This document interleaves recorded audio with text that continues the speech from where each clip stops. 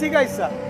ये देखो नीचे से गाड़ियाँ जमीन के अंदर से जा रही है। जैसे कुछ हिस्से इसके खुल गए हैं और जो हाँ, हमने संपूर्ण जैसा रूप में जैसा वो लोगों को अनुमति दे दी है। यहाँ इंटरनेशनल फीता काटने का इंतजार नहीं हो रहा है। देखो लोगों की तकलीफ कम हो रही है ना, तो हम अभी ये एक ब्रिज है, उसके ऊपर दूसरा ब्रिज है। नितिन गडकरी की ये मुस्कुराहट बताती है कि दिल्ली और गुड़गांव वालों के लिए एक तोहफा आने वाला है, एक लाइफलाइन जिसका नाम है द्वारका एक्सप्रेसवे। इसके आने से दिल्ली और आसपास के इलाकों में लोगों का आना जाना सुगम हो जाएगा। ट्रैफिक की समस्या से निजात पाने के लिए इस सड़क को अंतर्राष्ट्रीय मापदंडों के हिसाब से बनाया गया है।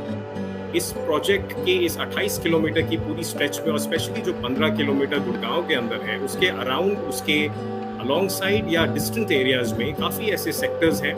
सेक्टर 84 से लेकर ऑल द वे सेक्टर 84 जो गुड़गांव के पास है, all the way connecting to sector 109, 110, 113 जो कि दिल्ली के पास के सेक्टर्स हैं। यहाँ पर पिछले 10 सालों में काफ़ी रेजिडेंशियल प्रोजेक्ट्स लॉन्च हुए हैं in anticipation of this mega project. Delhi के वाहन चालकों की जिंदगी तो आसान होगी ही, लेकिन इससे दिल्ली की अर्थव्यवस्था और प्रॉपर्टी मार्केट को भी उछाल मिला है।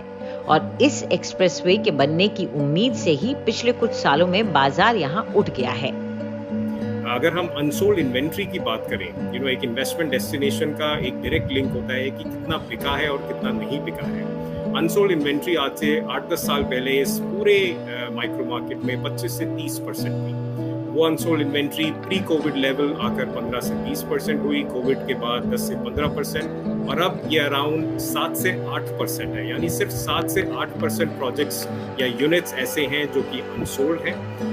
पिछले साल 2022 में अगर हम देखें, यहाँ पर ज़्यादा सेल्स हुई थी और लॉन्चेस कम हुए थे। अराउंड 10 से 13 हज़ार यूनिट्स यहाँ पर बिके हैं, जबकि अराउंड 5 से 7 हज़ार नए यूनिट्स पिछले साल यहाँ पर लॉन्च हुए थे। तो overall in anticipation of the completion of this expressway एक बायर एपेटाइट है जो कि स्ट्रेंथन हुआ है। ये बात तो खुद मंत्री जी भी कह चुके हैं।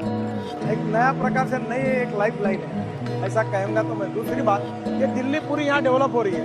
अब ये रोड बनने के पहले यहाँ आते हैं तो ये पूरे काम बंद पड़े थे, यहाँ के बिल्डरों का दिवाला निकल चुका था।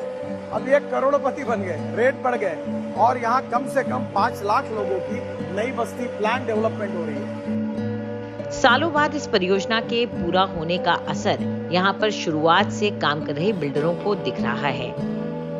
देखिए, पिछले अगर आप कई साल पिछले 10 साल या 12 साल की कहानी उठाएं द्वारका एक्सप्रेसवे की, जब हमने सबसे पहला प्रोजेक्ट लॉन्च किया था द्वारका एक्सप्रेसवे का, ग्रुप हाउसिंग का, तब यहाँ पे जो रेट्स थे वो तकरीबन 2,500 से 3,000 रुपए फुट के ऊपर थे। समय के साथ चलते चलते यहाँ पे रेट्स 4,000 पहुंचे, 6,000 रुपए फुट पहुंचे। मैं ग्रुप हाउसिंग की बात कर रहा हूँ। और जो प्लॉटेड के रेट्स यहाँ पे चलते थे रेजिडेंशियल के, ये शुरुआत में शायद 40,000, 50,000, इस टाइम पे तकरीबन 1.5 लाख रुपए गज के आसपास एक एवरेज बता रहा हूँ, कहीं 2 भी है कहीं 1 भी है। कमर्शियल प्लॉट्स की अगर बात करें, शुरुआत अगेन सबसे पहले हमने ही की थी द्वारका एक्सप्रेसवे पे, SCU का पहला प्रोजेक्ट लेके आए थे। तब जो भाव थे वो तकरीबन 2 से 2.5 लाख रुपए गज थे। आज सुनने में आता है कि 4 से 5 लाख रुपए गज के आसपास चल रहा है।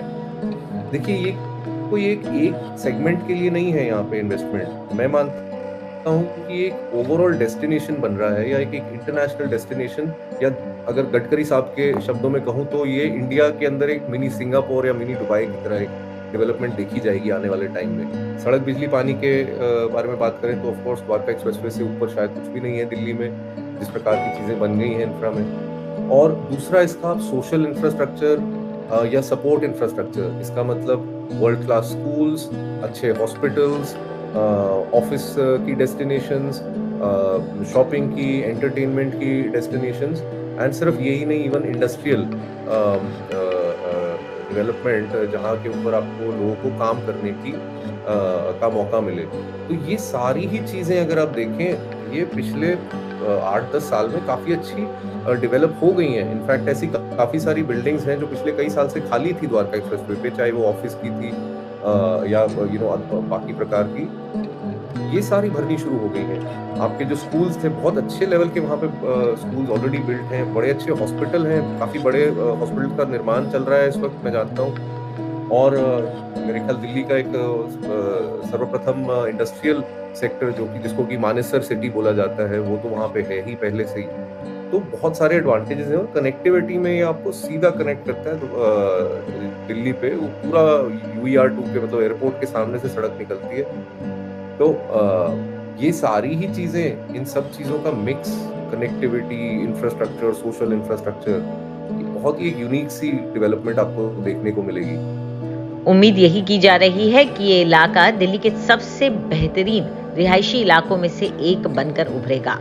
आपको हमारे ये वीडियो कैसा लगा कमेंट सेक्शन में जरूर बताएं। देश और दुनिया की तमाम बड़ी खबरों के लिए सब्सक्राइब करें आज तक।